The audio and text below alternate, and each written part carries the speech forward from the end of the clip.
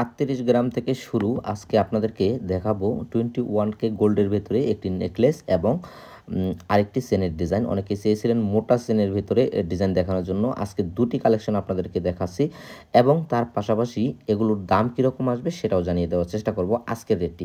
আর দুটি কালেকশনই হচ্ছে 21K গোল্ডের ভেতরে। আর আপনারা অনেকেই চাচ্ছিলেন যে বিগ বাজেটের ভেতরে নেকলেস, সেই নেকলেসটি আজকে দেখাবো 21K গোল্ডের ভেতরে এবং বিগ বাজেটের একটি চেন। ডলারে কত আসবে, বাংলাদেশি টাকায় কত আসবে এবং ওজন কত হবে, টোটাল থাকছে আজকের ভিডিওতে। আর পুরো ভিডিওটি কন্টিনিউ করার চেষ্টা করবেন। আর গাইস, আপনারা যারা আমাদের ভিডিও দেখেন অবশ্যই ভিডিওটি বেশি বেশি শেয়ার করবেন এরকম নিত্য নতুন গোল্ডের তথ্য পেতে এবং নিত্য নতুন গোল্ডের ডিজাইন দেখতে। ভিডিও শুরুতে আমি আপনাদেরকে দেখাবো এই ডিজাইনটি। খুবই সুন্দর একটা ডিজাইন 21K গোল্ডের ভেতরে। আপনারা চাইলে কিন্তু এই ডিজাইনটি নিতে পারেন। অনেকে চাচ্ছিলেন যে বিগ বাজেটের ভেতরে নেকলেস, তাদের জন্য আসলে এই ডিজাইনটি খুবই আনকমন, দুবাইয়ের একটি ডিজাইন।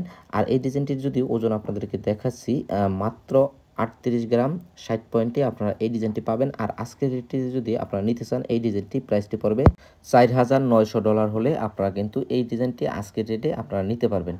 আর যদি আপনারা বাংলাদেশি টাকায় নিতে চান, আজকের রেটটিতে 6,12,077 টাকা। এটা হচ্ছে আজকের রেট গাইস। আর এখন আপনাদেরকে দেখাবো একটি মোটা চেনের ডিজাইন। অনেক আপুরাই চেয়েছিলেন বা অনেক ছেলেরাই চেয়েছিলেন এরকম মোটা চেনের ডিজাইন দেখানোর জন্য।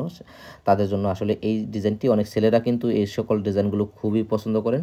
আপনাদের জন্য যদি নিতে চান, এই ডিজাইনটির ওজন আছে 24 গ্রাম 55 পয়েন্ট। আর প্রাইসটি আসবে $3117 হলে আপনারা কিন্তু নিতে পারবেন আজকের রেটটি। তার বাংলাদেশি টাকায় যদি আপনারা নিতে চান, 3,90,000 টাকা হলে আজকের রেটে আপনারা এই ডিজাইনটি পাচ্ছেন আমাদের কাছ থেকে। আসলে গাইস, এখানে আমি আজকের রেটটি দিয়েছি। আর আপনারা জানেন প্রতিনিয়ত ওঠানামা করে, যখন যে রেটটি থাকে ওই রেটটিতেই বিক্রি করে। আর আজকের ভিডিওটি যদি আপনাদের ভালো লেগে থাকে অবশ্যই শেয়ার করে অন্যকে দেখার সুযোগ করে দেবেন। ভালো থাকবেন, সুস্থ থাকবেন। দেখা হবে আপনাদের সাথে পরবর্তী কোনো এক গোলের ভিডিওতে। আল্লাহ হাফেজ।